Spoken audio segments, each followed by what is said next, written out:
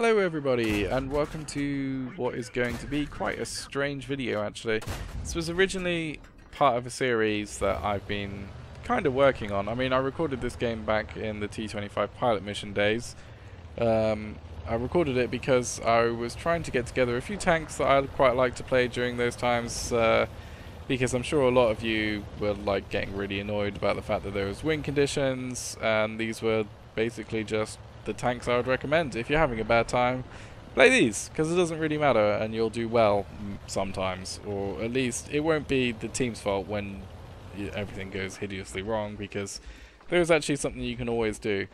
And yeah, the first tank in the series was the M7. Now, why isn't it really that important that I do this video properly now? And the answer to that is they are ruining it. It's getting hideously nerfed in 9.18, so it doesn't really matter anymore. So, yeah, sorry guys. This is going to be quite a useless video for you. But I already had the gameplay recorded, and I haven't done a video in a while, so I thought instead of being completely useless and leaving it yet another probably a month without me doing something, I'll just continue to do it anyway. So, the M7, what has it got going for it, and why does no one play it? Well, first off, this gun, it's not very good. I'll just get that out of the way now. It does there's actually a few choices for this gun, but this is pretty much the only practical one. The others have like 90 pen instead. Whereas this has a whopping 102 millimeters of pen. Oh yes. It's not very accurate. You may have guessed that. Also, it doesn't really do any damage. I don't actually remember off the top of my head how much damage it does now. Either 50 or 70. I know that's a really big difference. I think it's 70 actually. But yeah, tier 5, 70 damage, not really great. 102 pen, kind of workable.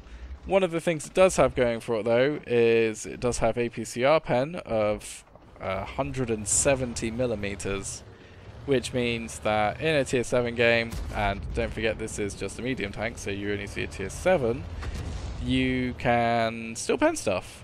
But now here's the real reason that I recommend this tank, or would have recommended this tank, and that is it's simply a scout tank at tier 5 with 380 meters view range, good camo and decent speed.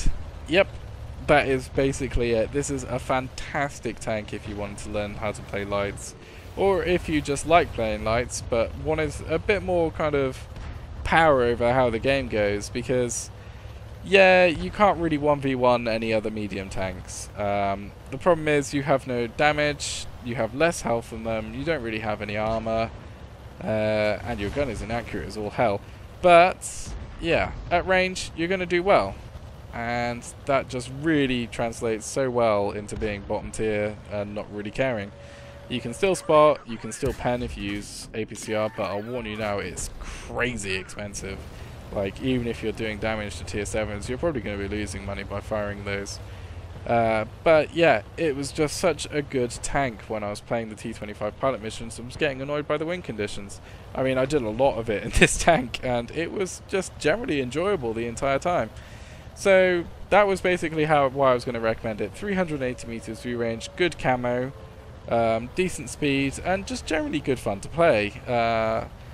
A relatively well balanced tank if you didn't shoot APCR at everything.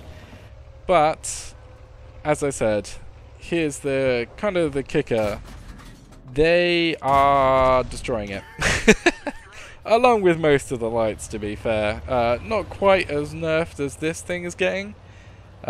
Basically, so this is going from 380 meters view range to 360 meters view range, because it's getting changed from a medium to a scout tank. So yeah, that totally makes sense. It's getting its DPM nerfed because reasons, and it's getting its accuracy nerfed because of additional reasons, but it's going a little bit faster. Oh, and it's losing 100 HP. So yeah, you can probably guess it's not going to be very good. Oh wait, guys, come on, it's all balanced because it gets camera on the move. Oh yes, the most important factor in World of Tanks. I'm not saying it's not unimportant, camera on the move, But yeah, in comparison to how this is now and how it's going to be, I think I would probably give up the camera on the move, to be honest.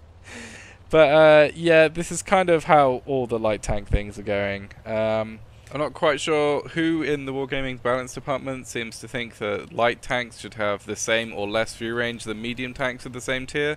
And who actually thought they were overpowered in the first place, because I'm sure they don't actually play the game, because yeah, you can't carry games on a light tank anywhere near as much as you can in a heavy or medium. I just don't understand. I'm not sure who is in charge of this. Maybe I'm overreacting. I mean, I'm not the most active player these days, so maybe things have changed, but from what I have played recently, it seems like the maps have gotten even closer range with less options. And heavy tanks, I mean, especially around tier 8, all the armor seems to be better. So yeah, overall, I don't understand the changes at all, but maybe I'm wrong. And the other thing I'm not sure about is the artillery. Well, the artillery changes, first off. They kind of are still really annoying, so yeah, it didn't really fix that.